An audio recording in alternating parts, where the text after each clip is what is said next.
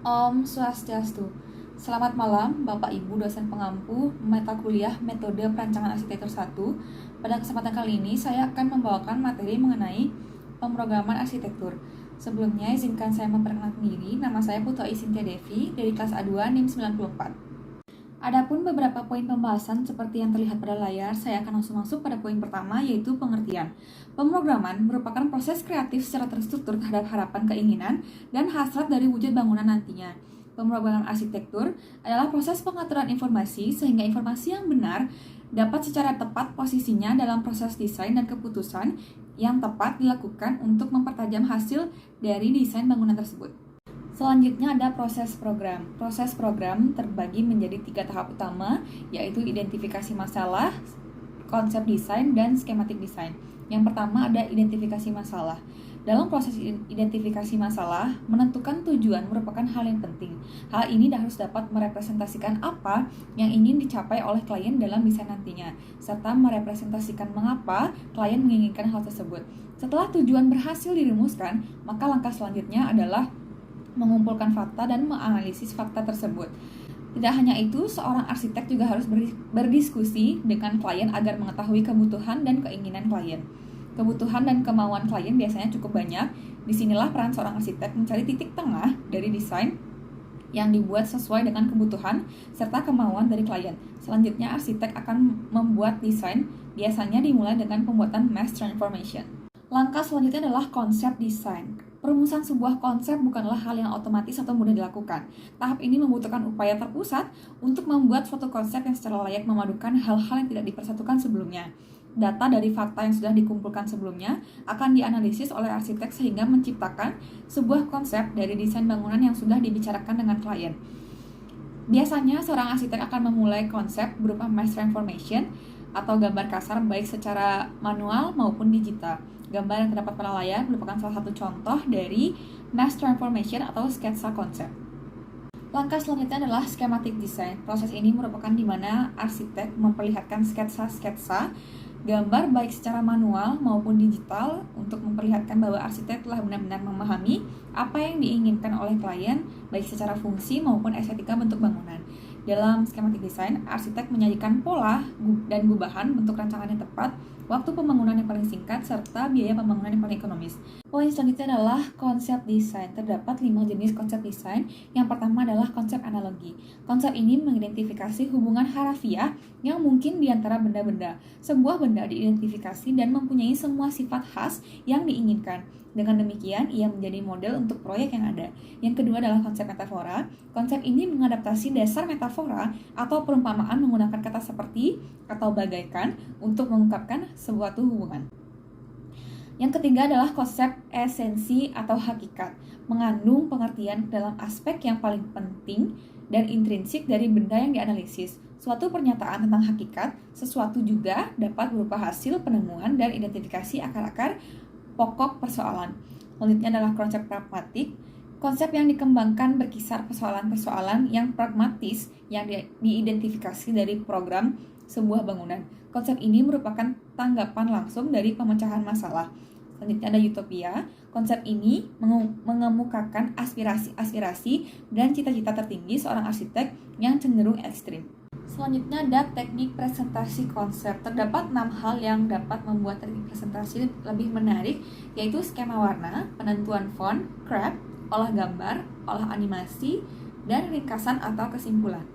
Yang pertama adalah skema warna. Pemilihan warna pada slide presentasi merupakan suatu hal yang penting untuk menguatkan pesan yang ingin disampaikan kepada audiens. Tidak hanya itu, kita harus mengenali rentang usia dari audiens yang menonton. Audiens dengan umur 35 tahun ke atas disarankan menggunakan warm colors, sedangkan rentang usia 35 tahun ke bawah sebaiknya menggunakan cool colors. Selanjutnya adalah pemilihan font. Font dalam slide presentasi harus dapat dibaca dengan jelas oleh audiens. Ukuran font juga tidak boleh terlalu kecil dan tidak boleh terlalu besar. Contohnya pada box yang pertama, pemilihan font dengan gaya miring seperti ini tidak akan dapat dibaca dengan jelas oleh audiens. Pada box kedua, fontnya normal, tapi ukurannya terlalu kecil dan tidak dapat juga dibaca oleh audiens. Pada box ketiga, Font yang terlalu besar tidak akan enak dipandang oleh mata pada saat melakukan presentasi. Maka dari itu, pilihlah font yang mudah dibaca oleh audiens dan ukurannya disesuaikan agar tidak terlalu kecil dan tidak terlalu besar. Selanjutnya adalah penggunaan CRAP. CRAP merupakan singkatan dari Contrast, Repetition, Alignment, dan Proximity. Kontras berfungsi untuk menciptakan perbedaan dan perbandingan, serta membuat sesuatu menjadi lebih menarik. Repetition merupakan pengulangan yang dengan instan menciptakan harmoni pada slide presentasi. Alignment adalah bagaimana pembuat slide presentasi menyelaraskan tulisan agar terlihat indah dan profesional. Yang terakhir adalah proximity, adalah bagaimana pembuat slide presentasi mendekatkan objek yang saling berkaitan dan memberi jarak pada objek yang menjelaskan hal berbeda. Olah gambar dan olah animasi sangat diperlukan dalam sebuah presentasi arsitektur, karena kedua hal ini akan menjadikan presentasi menjadi lebih menarik. Yang terakhir ada kesimpulan, selalu buat ringkasan atau kesimpulan dalam presentasi Anda. Dengan demikian, audiens dapat mengingat kembali seluruh poin yang sudah dibahas tadi saat presentasi. Poin selanjutnya adalah penyusunan program ruang. Terdapat 7 tahap. Yang pertama adalah kebutuhan dan jenis ruang. Dalam tahap ini, kegiatan serta ruang yang dibutuhkan oleh pengguna akan didata. Yang kedua adalah hubungan ruang. Hubungan ruang memuat informasi antara ruang satu dengan ruang lainnya berdasarkan jenis ruang serta proses kegiatan. Yang ketiga adalah kelompok ruang. Pada tahap ini, semua ruang akan dikelompokkan sesuai urgensinya masing-masing. Dikelompokkan menjadi 3 jenis, yaitu ruang utama, ruang penunjang, dan ruang pendukung. Yang keempat, sifat dan syarat ruang. Sifat ruang adalah karakteristik ruang berdasarkan kepentingan pelaku, dinyatakan dalam sifat private, semi-private, dan public. Sedangkan syarat ruang adalah kondisi yang dibutuhkan oleh setiap ruang berkaitan dengan fungsi ruang tersebut. Biasanya disesuaikan dengan kenyamanan kegiatan di dalamnya. Selanjutnya ada besaran ruang. Tahap ini memuat kebutuhan luas masing-masing ruang dengan memperhatikan kapasitas ruang, furniture, serta syarat ruang. Yang keenam, ada organisasi ruang. Organisasi ruang merupakan tindakan menstrukturkan ruang berdasarkan atas proses kegiatan, jenis ruang, kelompok ruang, dan hubungan ruangnya. Contohnya dapat dilihat di layar. Yang ketujuh atau yang terakhir, sirkulasi ruang. Merupakan alur pergerakan dari seluruh kegiatan tanpa atau menggunakan moda transportasi. Pembuatan sirkulasi ruang memperhatikan 3 komponen utama, yaitu manusia, barang, dan kendaraan. Contohnya dapat dilihat pada layar. Yang terakhir adalah analisis tapak.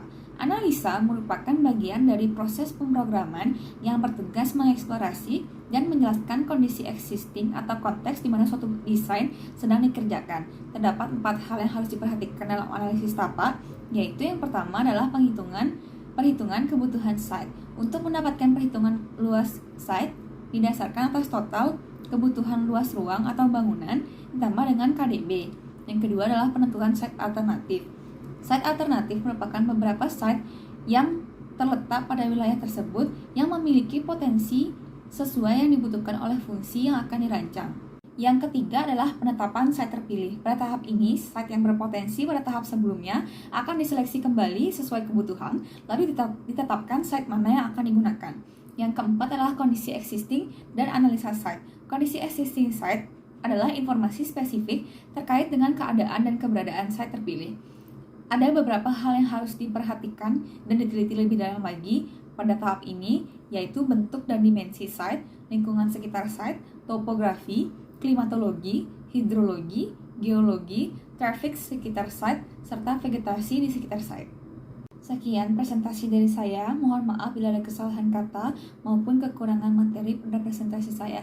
Saya tutup dengan Parama Santi. Om Santi Santi Santi Om.